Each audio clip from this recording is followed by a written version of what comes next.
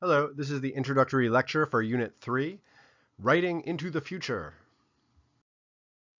A long time ago, in the mythological, prehistoric, pre-literate past, people lived by natural cycles of growth and decay, plenty and scarcity, peace and war, with one generation passing on its traditions and lifestyles to the next in an unbroken, continuous chain for hundreds and even thousands of years.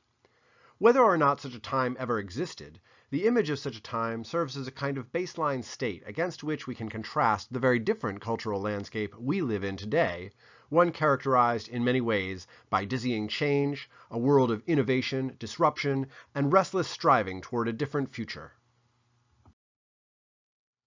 One of the engines of this new state of human being is certainly the written word itself, which might be thought of as the original disruptive technology, permanently altering the changelessly cyclical quality that we see in the animal kingdom and in the natural world. On the one hand, writing preserves the thoughts and feelings of previous generations, resulting in our collective capacity to store and retrieve the past. The radical result of this capacity to preserve the past, however, is that the availability of these past ideas challenges us to build on them, to elaborate and rework them, and even to refute them and transcend them.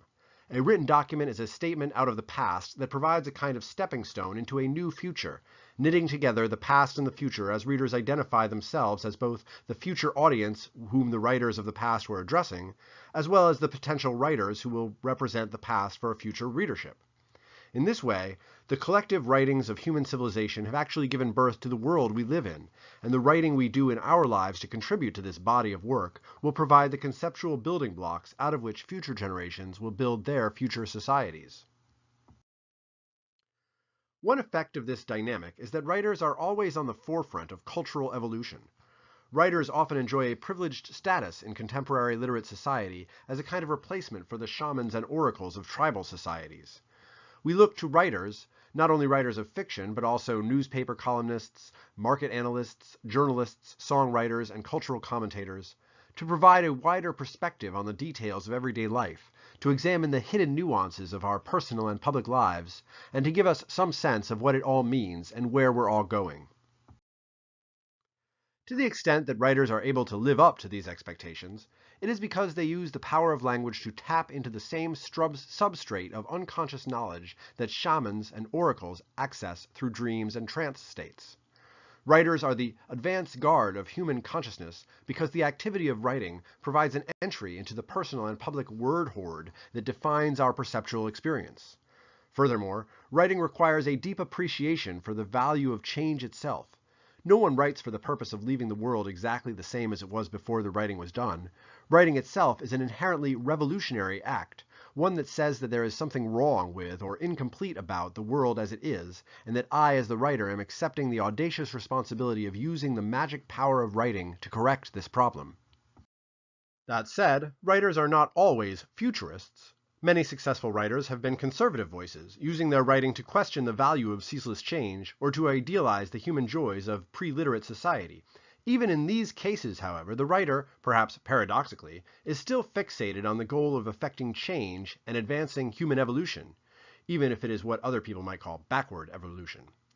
Whenever writers seek to engage an audience, they must necessarily meet them where they are. They must be up to date regarding the current state of discourse on whatever their subject is, even if it is a historical subject. They have to know what people are saying about this topic, and how they are talking about it today in the moment when they are writing.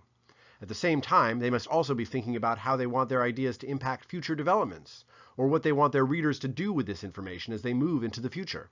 This future-oriented nature of writing helps to explain why writers enjoy privileged cultural status as agents of change and cultural advancement, and also why writers and intellectuals are often targeted for execution in totalitarian societies that seek to freeze time and cancel the future. For the remainder of this class, we will be working on a writing project that will allow you to use your writing to position yourself on the cutting edge of a significant trend in your profession. Since writing is a powerful tool for learning new things, writing about an emerging trend is an effective way to familiarize yourself with developments that are transforming and possibly disrupting your profession. Researching and writing a trend paper will allow you to gain expertise that can help you to make practical decisions about your career, to convey a sense of expertise to colleagues and employers, and to put you on the same footing with the experts in your career field, other writers who, just like you, were curious about something and developed that curiosity into a piece of writing that articulates the most advanced statement, the latest word, on a topic of professional significance.